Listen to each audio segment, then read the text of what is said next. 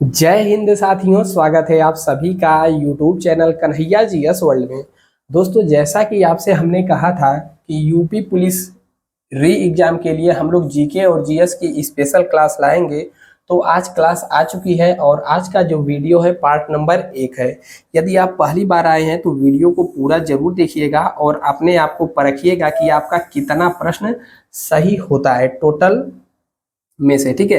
बाकी सिलेबस की बात करें तो एकदम सिलेबस के ही आधार पर पूरा का पूरा यह वीडियो रहने वाला है और यह पूरी सीरीज रहने वाली है। जैसे हिस्ट्री से कितने प्रश्न पूछे जाते हैं, ठीक है, पॉलिटी से एकदम हूबहू आपको एग्जाम जैसी फीलिंग आने वाली है।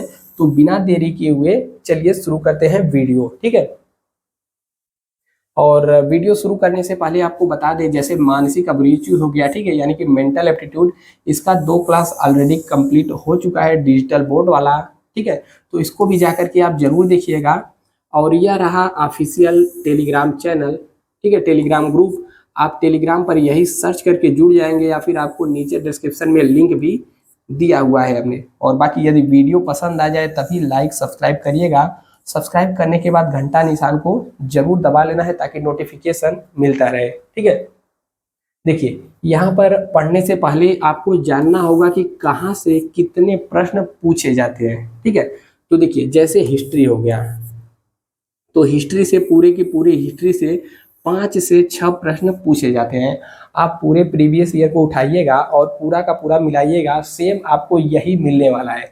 जियोग्राफी यानी कि भूगोल से 4 से 5 क्वेश्चन आपको देखने को मिलेंगे पेपर में। और यूपी स्पेशल जो कि काफ़ी यहाँ पर मायने रखता है, यहाँ से 7 से 8 नंबर के पूछे जाते हैं।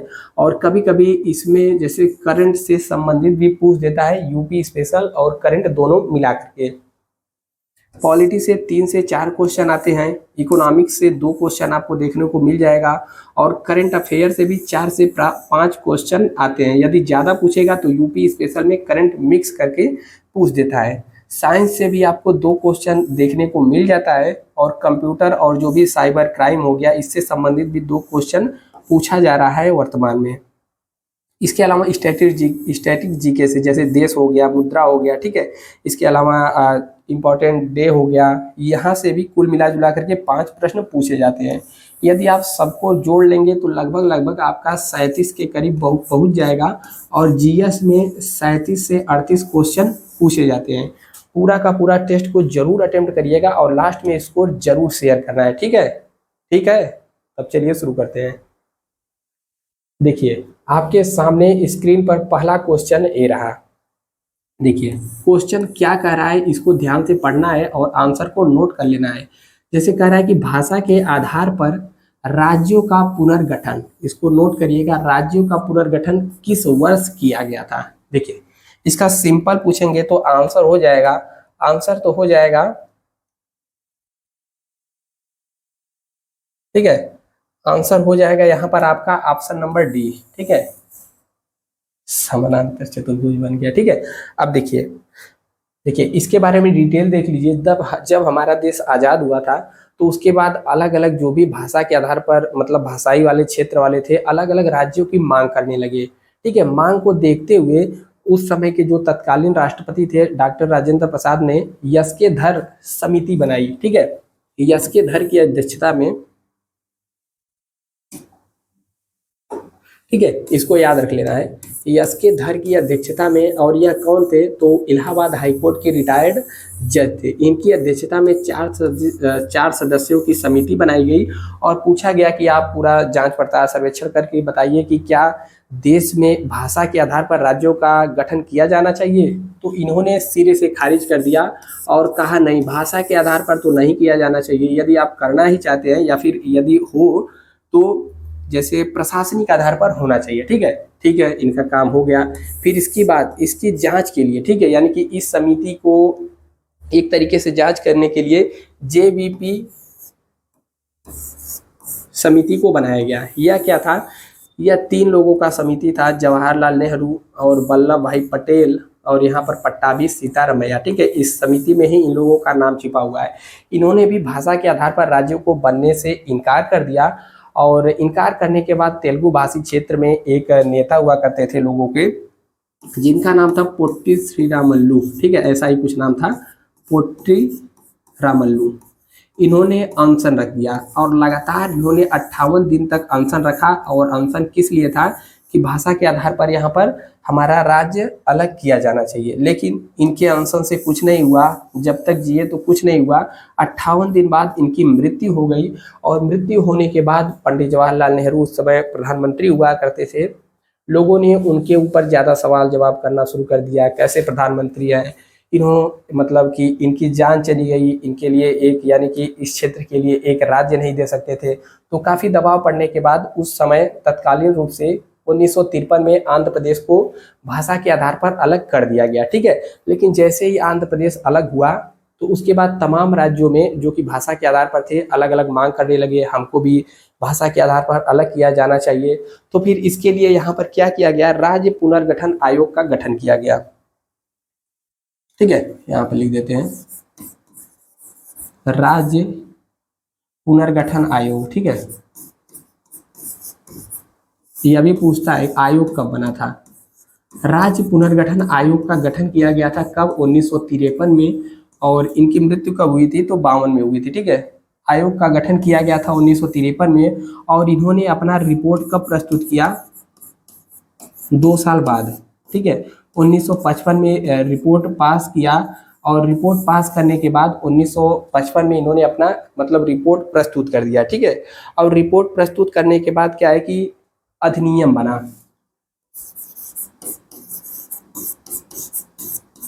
अधिनियम बना 1956 में और 1956 में अधिनियम बनने के बाद, ठीक है, राज्य पुनर्गठन अधिनियम 1956 में बन गया। और अधिनियम बनने के बाद यहाँ पर 1 अक्टूबर 1956 को 1 अक्टूबर 1956 को भाषा के आधार पर पहला राज्य बना, जिसका नाम क्या पड़ा, भाषा के आधार पर बनने वाला पहला राज्य यहाँ पर बन गया आपका आंध्र प्रदेश, ठीक है। अब इसके बाद बात करें उस समय कितना बना, 14 राज्य प्लस 6 यूटी बने थे। तो बहुत हो गया यहाँ पर डिटेल, बाकी यदि आप डिटेल लिखना भी चाहते हैं तो यहाँ पर हमने डिटेल लगा दिया है, आप लिख सकते हैं, ठीक है। और बाकी आपको सीरीज कैसी लग रही है, प्रश्न कैसे लग रहे हैं जरूर बताइएगा। जैसे यहाँ पर हमने बता दिया है कि भाषाई आधार पर 1956 में गठन किया गया था और अधिनियम कब आया, 1956 में, और यहाँ पर, ठीक है। तो यह सब आप नोट कर सकते हैं। नेक्स्ट क्वेश्चन हम लोग बढ़ते हैं और अगला क्वेश्चन आपके सामने है क्वेश्चन नंबर 2। निम्नलिखित में से भारत का कौन सा राष्ट्रपति निर्विरोध चुना गया था, यानी कि उनके विरोध में कोई नहीं थे, कौन सा भारत का राष्ट्रपति था। तो इसका जो सही जवाब हो जाएगा निर्विरोध, ठीक है। इसको आप याद कर सकते हैं एक तरीके से ट्रिक के माध्यम से, निर्विरोध नीलम संजीव रेड्डी थी। ऑप्शन नंबर यहाँ पर सी सही हो गया, ठीक है। तो दूसरे का ऑप्शन नंबर सी सही हो गया। अब बात आई है यहाँ पर राष्ट्रपति की, तो राष्ट्रपति आपको पता होना चाहिए, पहला राष्ट्रपति राजेंद्र प्रसाद थे और वर्तमान द्रौपदी मुर्मू जी, ठीक है। और राष्ट्रपति आया है तो राष्ट्रपति के सभी अनुच्छेद एक नज़र में हम लोग देख लेते हैं और अनुच्छेद के याद करने के लिए ट्रिक भी है, ठीक है। और वह ट्रिक क्या है, ठीक है, आप सभी राष्ट्रपति को एकदम आराम से याद कर सकते हैं। उस ट्रिक का नाम है पकानी कोका दुर्योदसम। पकानी सब एक ही में रहेगा, पकानी कोका दुयोदसम, ठीक है। अब देखिए प से क्या है, आर्टिकल 52। आर्टिकल 52 आप यहाँ पर लिख लेंगे। आर्टिकल 52 में क्या है, राष्ट्रपति का पद है, यानी कि भारत का एक राष्ट्रपति होगा। कहाँ से यहाँ पर ठीक है, आर्टिकल 52 हो गया। यहाँ पर आर्टिकल 53 आ जाता है। आर्टिकल 53 में क्या कहा गया है, आर्टिकल 53 में कहा गया है कि भारत की जो कार्यपालिका का हेड कौन होंगे, राष्ट्रपति होंगे, ठीक है। कार्यपालिका का हेड। इसके बाद आता है नी से हो जाएगा आर्टिकल 53, तो यहाँ पर आर्टिकल 54 हो जाएगा। नी से निर्वाचन, ठीक है, निर्वाचन पद्धति के बारे में यहाँ पर बात की गई है कि यहाँ पर निर्वाचन मंडल के बारे में बात की गई है। पकानी को से हो जाएगा कोटा, राष्ट्रपति का कोटा हो जाएगा। और का से हो जाएगा राष्ट्रपति का कार्यकाल, यहाँ पर आर्टिकल 56, ठीक है। और दू से यानी कि राष्ट्रपति दोबारा निर्वाचित हो सकता है, ठीक है। यह किस में है, आर्टिकल नंबर 57 में है। और यो से योग्यता के बारे में बात की गई है, राष्ट्रपति के लिए क्या योग्यता होनी चाहिए, और यह किसे में है, आर्टिकल 58 में है, ठीक है। और द से क्या है, दशाएं क्या क्या नहीं होनी चाहिए, और स से है राष्ट्रपति का शपथ। यह कौन सा आर्टिकल है, 52, 53, 54, 55, 56, 57, 58, 59, 60। आर्टिकल 60 में है शपथ के बारे में, और म से हो गया महाभियोग। महाभियोग किस में है, आर्टिकल 61 में। तो यह तो हो गया राष्ट्रपति के बारे में। नेक्स्ट क्वेश्चन आता है, और यहाँ पर कह रहा है कि निम्नलिखित में से कौन सा अनुच्छेद उपराष्ट्रपति के चुनाव से संबंधित है। तो देखिए उपराष्ट्रपति के बारे में बताइए, तो तीसरे का सही जवाब हो जाएगा ऑप्शन नंबर सी, ठीक है। अनुच्छेद 66 यहाँ पर सही जवाब हो जाएगा, 66। अब राष्ट्रपति का भी अनुच्छेद सुन लीजिए एक नज़र में। जैसे यहाँ पर राष्ट्रपति उपराष्ट्रपति की बात करें तो 63 में, आर्टिकल 63 में उपराष्ट्रपति के पद के बारे में बताया गया है। और इसके बाद आगे बढ़ेंगे तो उपराष्ट्रपति क्या होगा, सभापति होगा, ठीक है। तो आर्टिकल 66 में यहाँ पर किसके बारे में बताया गया है, निर्वाचक मंडल के बारे में, यहाँ पर चुनाव से संबंधित उपराष्ट्रपति के। क्वेश्चन नंबर नेक्स्ट आता है चौथा, कह रहा है कि निम्नलिखित में से कौन सा उत्तर प्रदेश का राज्य वृक्ष नहीं है, ठीक है, कौन सा राज्य वृक्ष है। और यह यूपीपी में भी पूछा गया था। तो इसका सही जवाब हो जाएगा ऑप्शन नंबर ए, अशोक, जो है कि उत्तर प्रदेश का राजकीय वृक्ष है। अब यहाँ पर यदि पक्षी पूछ ले तो पक्षी क्या हो जाएगा, पक्षी हो जाएगा सारस, सारस या फिर इसको क्रौंच भी कहा जाता है, ठीक है। राजकीय पक्षी हो गया यूपी का, ठीक है। यूपी का राजकीय पक्षी क्या है, सारस या फिर क्रौंच होता है। इसके बाद राजकीय चिन्ह पूछ दे, चिन्ह भी पूछ चुका है,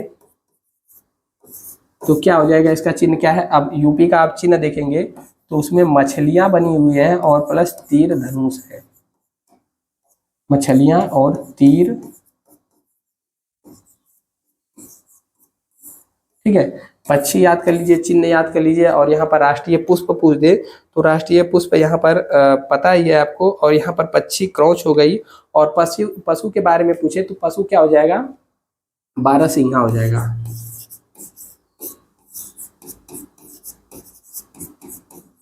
और पुष्प क्या है, पलाश है। तो यह हो गया क्वेश्चन नंबर 4। बढ़ते हैं नेक्स्ट क्वेश्चन पे।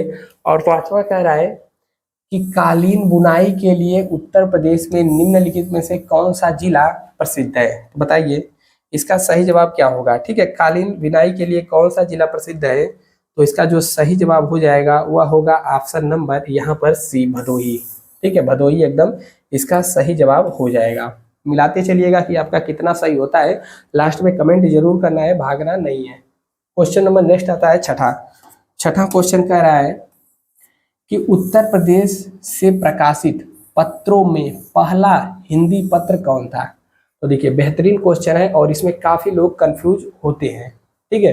देखिए यहाँ पर क्या पूछा गया है, उत्तर प्रदेश में प्रकाशित पत्रों में। उम्मीद है आपने अपना आंसर उदंत मारतंड चुन लिया होगा, जो कि गलत है। सही जवाब क्या हो जाएगा, बनारस अखबार, ठीक है। बनारस अखबार क्या है, उत्तर प्रदेश से प्रकाशित होने वाला। बाकी उदंत मारतंड की बात करें तो इसका मतलब होता है उगता हुआ सूर्य,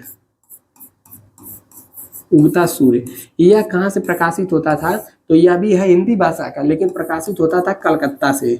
और क्वेश्चन क्या पूछा है कि यूपी से, ठीक है, कलकत्ता, ठीक है, यूपी से पूछा है, तो बनारस अखबार हो जाएगा यूपी से। बाकी इसके संपादक की बात करें तो आप इसको भी नोट कर लीजिएगा। बनारस अखबार है जो है कि 1845 ईस्वी में, ठीक है, बनारस अखबार 1845 ईस्वी में, ठीक है। और इसके पूछते संपादक कौन थे, ठीक है, तो राजा शिव प्रसाद सितारे हिंद थे, ठीक है, ठीक है, सितारे हिंद भी इनको कहा जाता है,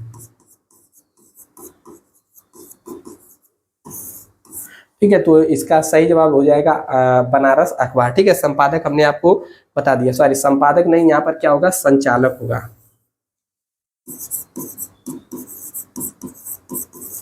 और संपादक भी यदि पूछ दे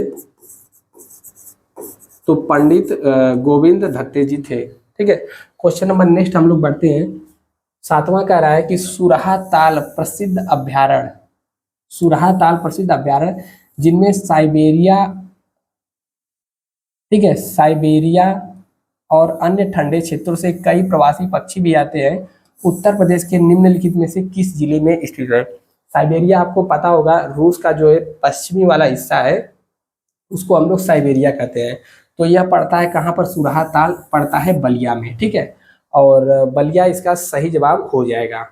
बाकी नेक्स्ट क्वेश्चन कह रहा है, क्वेश्चन नंबर 8वां, उत्तर प्रदेश के कितने जिले मध्य प्रदेश से सीमा साझा करते हैं? बताइएगा, बढ़िया क्वेश्चन है, ठीक है। ऑप्शन आपने सोच लिया आंसर?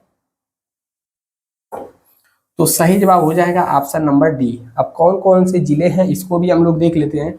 टोटल 11 जिले टच करते हैं एमपी से, और 11 जिले कौन कौन से हैं?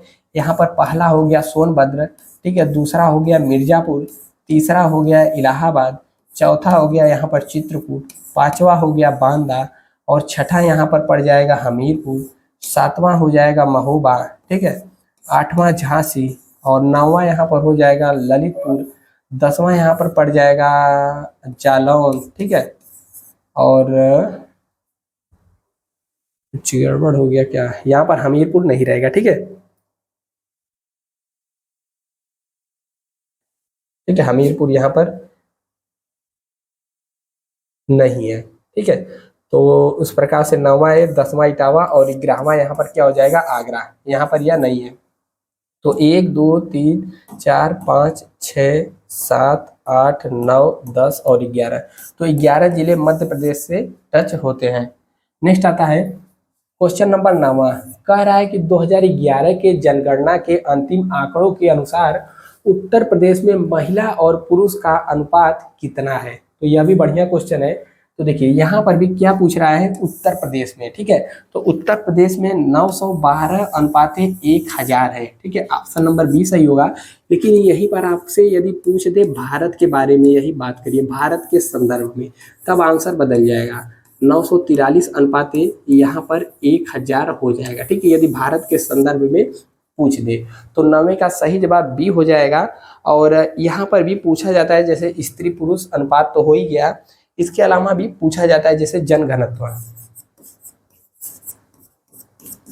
जनघनत्व यदि यूपी का पूछ ले और यहाँ पर भारत का पूछ ले, ठीक है, तो यूपी का जनघनत्व यानी कि प्रत्येक किलोमीटर स्क्वायर में कितने लोग निवास करते हैं, तो यहाँ पर यूपी का हो जाएगा 829, ठीक है, और यहीं पर भारत का क्या हो जाएगा? बहुत ही कम हो जाएगा, 382, यानी पूरे यूपी में जनघनत्व 829 है और भारत में 382 है, ठीक है, यह तो हो गया जनघनत्व। इसके अलावा भी साक्षरता पूछता है, तो यूपी में साक्षरता कितनी है टोटल, यानी कि स्त्री पुरुष मिला ले तो साक्षरता कितना हो जाएगा? 67% है। और पूरा एकरोट आंकड़ा की बात करें तो 67 यहाँ पर 7% है कुल, ठीक है। और यदि पुरुष की बात करें तो पुरुष यहाँ पर 77 हो जाएगा, और महिला की बात करें तो महिला यहाँ पर 57 हो जाएगा। तो आप रफ आंकड़ा याद कर सकते हैं, महिला कम 57, फिर पुरुष 77, और दोनों का मिला करके 67.7।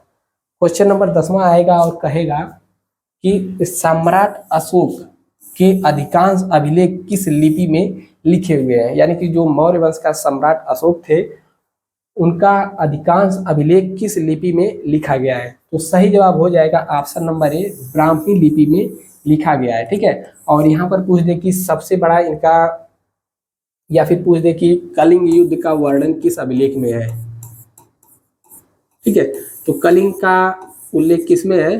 13वें शिलालेख में है, ठीक है। तो यहाँ पर 10वें का सही जवाब क्या हो जाएगा? ए हो जाएगा, ठीक है। और यहाँ पर शिलालेख कितने पाए गए हैं? शिलालेख 13 पाए गए हैं, और स्तंभ लेख यहाँ पर 7 पाए गए हैं, ठीक है। तो आपको इसको भी याद रखना है, ठीक है। और 13वें में कलिंग युद्ध का वर्णन है, और यह भी पूछता है कि इनके शिलालेखों की खोज किसने की थी। तो देखिए शिलालेखों की खोज किसने की थी, तो यह थे पैंथलर नाम के थे, और पहली बार इनको पढ़ने में सफलता प्राप्त किए थे कौन? बताइए। जेम्स प्रिंसेप, क्वेश्चन नंबर 11 आता है, सिंधु घाटी सभ्यता की प्रमुख विशेषता क्या थी। तो अब आगे का क्वेश्चन जल्दी जल्दी होगा। तो सिंधु घाटी सभ्यता आपको पता है कि नगरीय सभ्यता थी, तो यहाँ पर सही जवाब क्या हो जाएगा, ग्रामीण सभ्यता तो नहीं थी, वैदिक सभ्यता ग्रामीण थी। आर्थिक धार्मिक गलत है, ऑप्शन नंबर यहाँ पर डी सही हो जाएगा। ठीक है, सिंधु घाटी नगर योजना एवं वास्तुकला के लिए यहाँ पर फेमस थी। क्वेश्चन नंबर नेक्स्ट आता है और कहेगा कि किस आंदोलन के दौरान वंदे मातरम गायन के लिए राजद्रोह की संज्ञा दी गई थी। ठीक है, तो देखिए वंदे मातरम कब गाया गया था।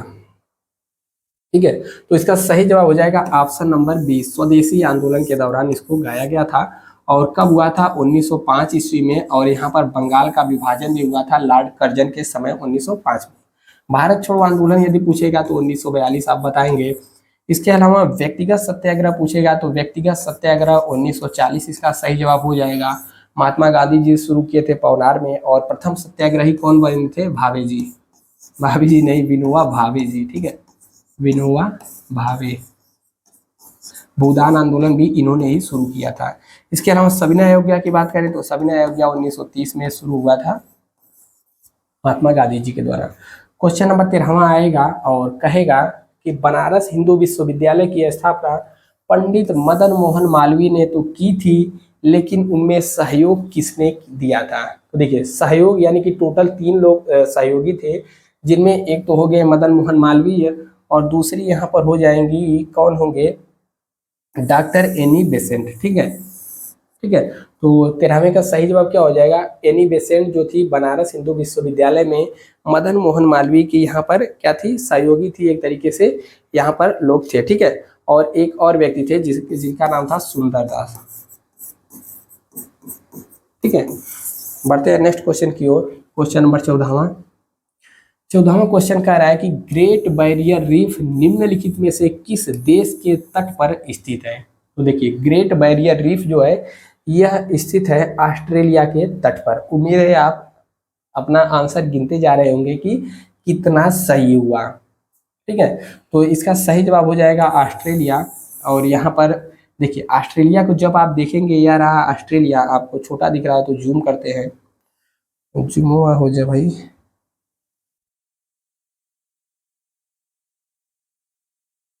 ठीक है, ऑस्ट्रेलिया हो गया। और ऑस्ट्रेलिया के यहाँ पर जो पूर्वी वाला हिस्सा है, ठीक है, यहीं पर पाया जाता है उत्तर पूर्वी।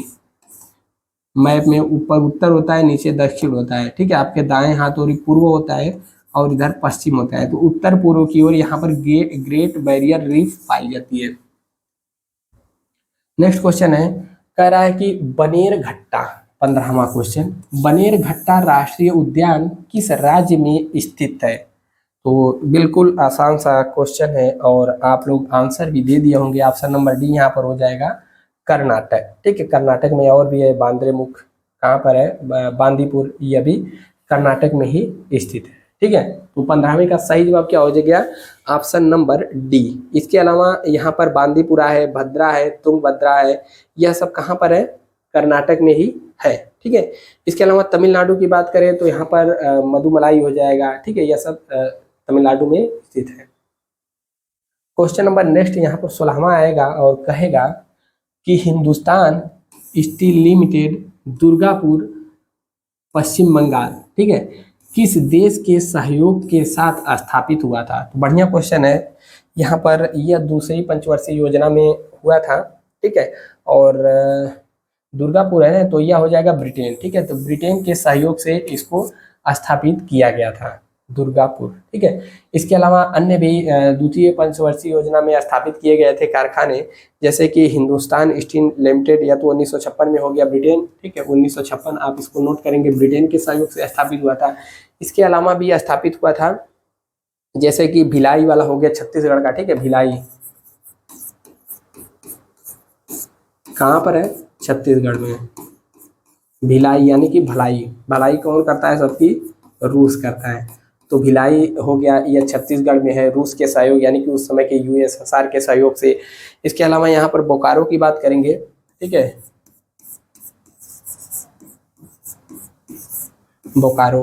बोकारो कहाँ पर है? तो यह झारखंड में है, ठीक है। और झारखंड में है किसके सहयोग से? यह भी यूएसएसआर के सहयोग से इसका स्थापना हुआ था, ठीक है।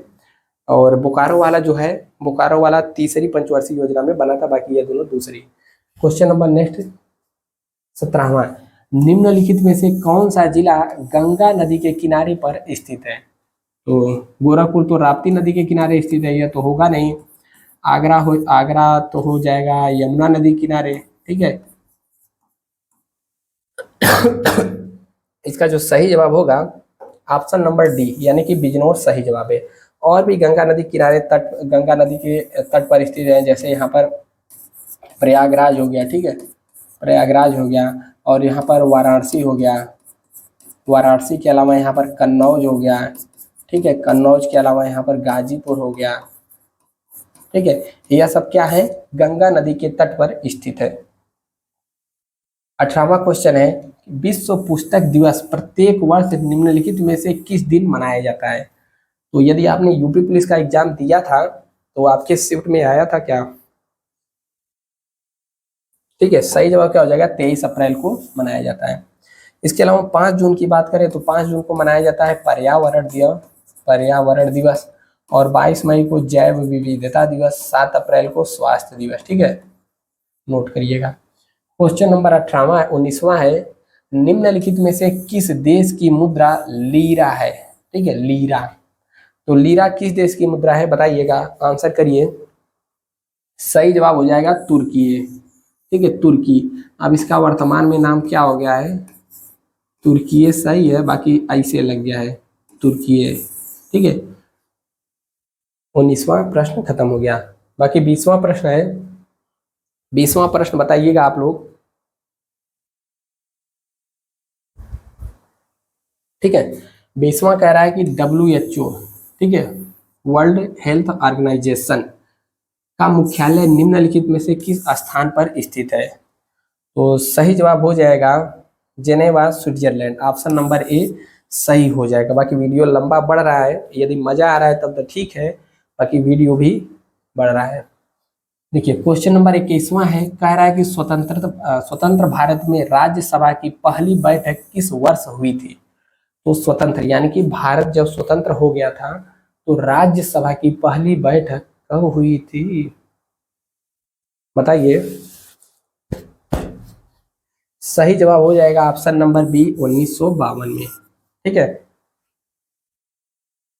नेक्स्ट क्वेश्चन है, राज्य के नीति निदेशक सिद्धांत यानी कि DPSP, directive principle of state policy के सिद्धांतों को किस देश से के संविधान से अपनाया गया है? तो बहुत ही आसान सवाल है, आपके नजरों के सामने कई बार आया होगा, बताइए। सही जवाब क्या होगा? आयरलैंड, ठीक है। क्वेश्चन नंबर नेक्स्ट आता है और कहता है कि भीषण सर्दी, देखिए यहाँ पर साइंस से क्वेश्चन आ गया। भीषण सर्दी में ठंडे देशों में पानी की पाइपें फट जाती हैं, जैसे जहाँ पर बहुत ज़्यादा ठंडी पड़ती है, बर्फ़ वगैरह गिरता है, ठीक है, ठंडी माइनस में टेम्परेचर चला जाता है, -7, 8, 10, 20 तक, वहाँ पर पाइपें फट जाती हैं, ठीक है। क्यों फटती हैं? क्योंकि जमने पर पानी फैलता है, या फिर पानी की पाइपें के संकुचन के कारण, यानी कि पाइप जो है पतली हो जाती है, संकुचित हो जाती है, उच्च वायुमंडलीय दाब के कारण, या फिर उपयुक्त में से संयुक्त प्रभाव से। तो इसमें सही जवाब क्या हो जाएगा? ऑप्शन नंबर ए, क्योंकि जमने पर पानी फैलता है। आप कभी पानी को रखिएगा, छोटी सी पानी वाला जो आता है या फिर कोई गिलास में, तो पानी जमने के बाद क्या होगा? ऊपर फैल जाएगा थोड़ा सा, तो पानी जमने के बाद क्या होता है? फैलता है, इसीलिए पाइपें फट जाती है। 24वां क्वेश्चन है और यह भी आ गया साइंस से, और पूछ रहा है कि हीरा और ग्रेफाइट कार्बन के क्या है? समावयवी, समस्थानिक, बहुलक या फिर अपरूप या फिर अपरूप भी कह सकते हैं। यही सही हो जाएगा ऑप्शन नंबर डी। कितना अब तक सही हुआ कमेंट भी करिएगा जरूर। कह रहा कि सबसे पहला कंप्यूटर का नाम क्या था, यानी कि जब सबसे पहली बार कंप्यूटर बना तो उसका क्या नाम था? परम, नहीं नहीं, क्या सही हो जाएगा, एनियाक। ठीक है, ऑप्शन नंबर बी यहाँ पर सही हो जाएगा। अगला क्वेश्चन आता है, ऊर्जा उत्पादन के लिए कोशिका प्रायः किसका उपयोग करती है? तो किसकी वजह से कोशिका मतलब कोशिका किसके कारण ऊर्जा का उत्पादन करती है? तो सही जवाब हो जाएगा ग्लूकोज। ठीक है, option number B. Next question है, निम्नलिखित में से प्राथमिक क्षेत्र किसे कहा जाता है? तो देखिए, तीन क्षेत्र होते हैं, एक होता है प्राथमिक, दूसरा होता है द्वितीयक और तीसरा होता है तृतीयक। ठीक है, और इसमें जो प्राथमिक क्षेत्र में आते हैं जो भूमि से जुड़े हुए हों, यानी कि एक तरीके से कृषि से जुड़े हुए हों, उसे कहते हैं प्राथमिक क्षेत्र। ठीक है, जैसे कृषि हो गया, ठीक है, यह सब हो गया, मुर्गी पालन हो गया। ठीक है, यह सब किस में आता है? प्राथमिक क्षेत्र में आता है। द्वितीय क्षेत्र में क्या आता है? इसमें इंडस्ट्री आती है। ठीक है, इंडस्ट्रीज इसमें आ जाती है। और तीसरा क्या है? इसको सेवादाता क्षेत्र भी कहते हैं। ठीक है, इसमें आपको सर्विस मिलती है, सेवा, जैसे बैंक हो गया। ठीक है, बैंक, ये सब किसके अंतर्गत आती है? तृतीय क्षेत्र के अंतर्गत आती है। ठीक है, तो कृषि क्षेत्र को प्राथमिक क्षेत्र के अंतर्गत कहा जाता है। ठीक है, तो यहाँ पर कृषि हो जाएगा। अगला क्वेश्चन है, कह रहा है कि विमुद्रीकरण, डीमोनेटाइजेशन को निम्नलिखित में से किस नाम से भी जाना जाता है? तो चलिए बात बताते हैं आपको इसके बारे में। इसका जो सही जवाब देखिए, अब नोटबंदी की बात करें तो नोटबंदी कितनी बार हुई है? आपके समय में तो ये कई बार हुई थी, वही वर्ष 2016 में। ठीक है, तो लेकिन उससे पहले भी नोटबंदी हो चुकी है। नोटबंदी कब कब हुई थी तो आप नोट करिएगा। नोटबंदी जो पहली बार हुई थी वर्ष 1946 में। ठीक है, और दूसरी बार कब हुई थी? दूसरी बार भी 1900 यहाँ पर हो गई थी 1978 ईस्वी में। और यहाँ पर तीसरी बार जब हुई तो इसके बारे में सभी को पता है, 8 नवंबर 2016। भाइयों एवं बहनों, आज रात 12 बजे के बाद, ठीक है, 8 नवंबर 2016 तीसरी बार नोटबंदी हुई थी। तो विमुद्रीकरण का संबंध यहाँ पर नोटबंदी से है। ऑप्शन नंबर यहाँ पर सी सही हो जाएगा। नेक्स्ट क्वेश्चन आता है, उत्तर प्रदेश को किस नाम से जाना जाता था? तो देखिए, यहाँ पर भी महत्वपूर्ण क्वेश्चन बनता है और यहाँ पर आपको कई इंपॉर्टेंट पॉइंट बताएंगे, आप नोट करेंगे। जैसे कि यहाँ पर देखिए, उत्तर प्रदेश का कई बार नाम बदला है। ठीक है, और नाम क्या क्या बदला है तो देखिए, नोट करिएगा। समय था 1836 का। ठीक है, उस समय यूपी को किस नाम से जाना जाता था? उत्तर पश्चिमी प्रांत। ठीक है, उत्तर पश्चिमी प्रांत। समय बीतता गया और समय के साथ यहाँ पर आया वर्ष 1877। ठीक है, 1877 में उत्तर प्रदेश का नाम उत्तर पश्चिम प्रांत से बदलकर पीछे आगरा एवं अवध जोड़ दिया गया। ठीक है, तो सेम नाम रहेगा, उत्तर पश्चिमी प्रांत, आगरा एवं अवध। पूछा जाता है सभी का सभी। ठीक है, फिर समय बीता, समय का पहिया घुमा, फिर आया वर्ष 1902। 1902 में क्या किया गया? उत्तर पश्चिमी प्रांत आगरा एवं अवध से नाम बदल करके आगरा एवं अवध का, ठीक है, इसको क्या कर दिया गया? यही ले लिया गया, आगरा एवं अवध का, आगरा एवं अवध का संयुक्त प्रांत इसे कर दिया गया। ठीक है, आगरा एवं अवध का संयुक्त प्रांत कर दिया गया। तो 3 बार यूपी का अब तक नाम बदल चुका है। फिर यहाँ पर नाम बदला वर्ष 1937 में। ठीक है, 1937 में नाम बदल करके फिर क्या कर दिया गया? आगे का हटा दिया गया, केवल और केवल कहा गया संयुक्त प्रांत, यूनाइटेड प्रोविंस। यही पूछा है। ठीक है, अंग्रेजी में क्या हो जाएगा? United province. यूनाइटेड प्रोविंस के नाम से जाना जाता था। लेकिन देश के आज़ादी के बाद, ठीक है, आज़ादी के बाद फिर से नाम बदला गया और यहाँ पर 24 जनवरी 1950 को, पूरा डेट लिखिएगा, 24 जनवरी 1950, ठीक है, नाम क्या बदल कर दिया गया, उत्तर प्रदेश, यूपी, ठीक है। और 24 जनवरी को इसी कारण वर्ष मतलब कि 2018 को उत्तर प्रदेश दिवस भी मनाया गया, तो यूपी डे आप यहाँ पर नोट कर सकते हैं, ठीक है। तो सभी का सभी को नोट कर लीजिएगा, यहाँ से बहुत बार प्रश्न पूछ लिए जाते हैं, ठीक है। क्वेश्चन नंबर 29 हो गया, बस खत्म होने वाला है। 30वां कह रहा है कि ऑस्ट्रेलिया के एकमात्र द्वीपीय राज्य का नाम बताइए। यानी कि ऑस्ट्रेलिया का, जैसे भारत की बात करें तो भारत के दोनों साइड द्वीप हैं, एक साइड हो गया लक्षद्वीप और एक साइड हो गया अंडमान निकोबार, ठीक है। उसी प्रकार पूछ रहा है कि ऑस्ट्रेलिया का एकमात्र द्वीपीय देश है, द्वीपीय राज्य है, उसका नाम बताइए, तो क्या होगा। बढ़िया क्वेश्चन है। उसके लिए आपको यहाँ पर थोड़ा सा मैप समझना होगा, ठीक है। और मैप में यहाँ पर भारत के नक्शे को,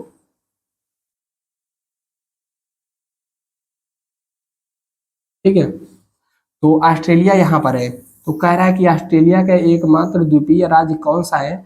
तो यहाँ पर जब आप देखेंगे, ध्यान से देखिए यहाँ पर, तो एक छोटा सा आपको राज्य दिख जाएगा, इसका नाम क्या है, तस्मानिया, ठीक है। और इन दोनों के बीच में एक जल संधि है जिसको बास जल संधि भी कहा जाता है, ठीक है, बास जल संधि।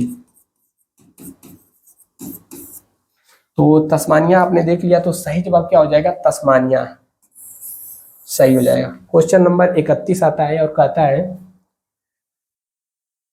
कि वर्ष 2030, 30 नहीं होगा यहाँ पर, 23 होगा, ठीक है, वर्ष 2023, वर्ष 2023 साहित्य का नोबेल पुरस्कार किसे दिया गया था। तो साहित्य का नोबेल पुरस्कार यहाँ पर मिला था जॉन फॉसे को, ठीक है, ऑप्शन नंबर ए यहाँ पर सही हो जाएगा। इसके अलावा अन्य भी पुरस्कार मिला था, जैसे हमने यहाँ पर लगा दिया है, शांति का नरगिस मोहम्मदी को मिला था, रसायन विज्ञान का 3 लोगों को यहाँ पर मिला था, एक मौगी थी ब्रॉम्बेडी जिसका नाम था, लुइस ब्रूस था, ठीक है, एलेक्सी था, और फिजियोलॉजी या फिर चिकित्सा का 2 लोगों को मिला था, कॉरिका और बीजमैन को भौतिक यानी कि फिजिक्स का 3 लोगों को मिला था, फियरे एगोस्टनी, फ्रैंक वेर, ठीक है, और एनी हुई डुइलियर, ठीक है, और अरसास का मिला था क्लाउडिया गोल्डिन को। तो यह सब हमने इसके बारे में अलग से ट्रिक वाला वीडियो भी बना दिया है, आप चाहें तो सर्च करके देख सकते हैं। 32वां कह रहा है उत्तर प्रदेश सरकार ने किस दिन को व्यापारी कल्याण दिवस घोषित किया, ठीक है। तो यह भी हाल ही क्या मतलब पिछले वर्ष घोषित किया गया था। सही जवाब हो जाएगा 29 जून, ठीक है। सीए का क्वेश्चन है, करंट अफेयर का क्वेश्चन है। नेक्स्ट क्वेश्चन आता है, हाल ही में जारी पुस्तक वाई भारत मैटर्स, यानी कि दुनिया के लिए भारत क्या मैटर करता है। तो आप समझ गए होंगे दुनियादारी के बारे में कौन लिख सकते हैं। तो नितिन गडकरी तो अपना परिवहन देखेंगे, शशि थरूर लिखते हैं, पीयूष गोयल, ठीक है। तो सही जवाब क्या हो जाएगा, डॉक्टर एस जयशंकर, ठीक है, डॉक्टर एस जयशंकर जो है वाई भारत मैटर्स नामक किताब को लिखे हैं। अगला क्वेश्चन आ जाता है और कह रहा है कि खानवा का युद्ध कब हुआ था, खानवा का युद्ध कब हुआ था। तो देखिए 3-4 युद्ध इधर फेमस है, जैसे पानीपत का हो गया, ठीक है, पानीपत का यहाँ पर बात करें तो हो जाएगा 1900 थोड़ी होगा, ठीक है,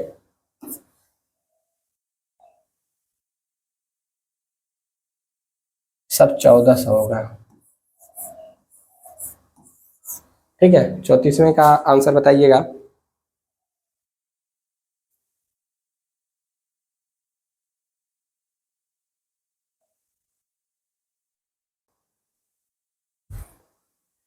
ठीक है, तो खानवा का युद्ध पूछा है तो इससे पहले हमको जानना होगा पानीपत का युद्ध, ठीक है। पानीपत के बाद यहाँ पर आता है खानवा का युद्ध, फिर चंदेरी का युद्ध, ठीक है, और यहाँ पर आता है घाघरा का युद्ध।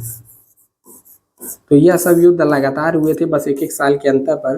पानीपत का युद्ध हुआ था 1526 में, खानवा का हुआ था 1527 में, यहाँ पर चंदेरी का युद्ध हुआ था 1528 में, और घाघरा का हो गया था 1529 में, ठीक है। तो यहाँ पर पूछा है खानवा ना, तो ऑप्शन नंबर बी यहाँ पर 1527 सही हो जाएगा। और पानीपत का युद्ध हुआ था बाबर और यहाँ पर लोदी के बीच में बाबर विजयी हुआ था। इसके बाद खानवा का युद्ध हुआ, खानवा का युद्ध हुआ था बाबर और राणा सांगा में, तो बाबर वहाँ पर भी विजयी हो गया। और फिर यहाँ पर हुआ था जो चंदेरी का हुआ था बाबर और मेदनी राय के बीच में, यहाँ पर भी बाबर विजयी हुआ। और घाघरा का युद्ध हुआ था बाबर और अफगानों के बीच में, यहाँ पर भी बाबर विजयी हो गया था। तो क्वेश्चन नंबर 34वां हो गया। और 35वां है और लास्ट है आज का, कि देश के पहले डिजिटल हॉकी म्यूजियम संग्रहालय का उद्घाटन कहाँ पर किया गया? तो यह किया गया था झांसी में। ऑप्शन नंबर ए यहाँ पर सही हो जाएगा। ठीक है, तो टोटल कितने क्वेश्चन है आज? ठीक है, तो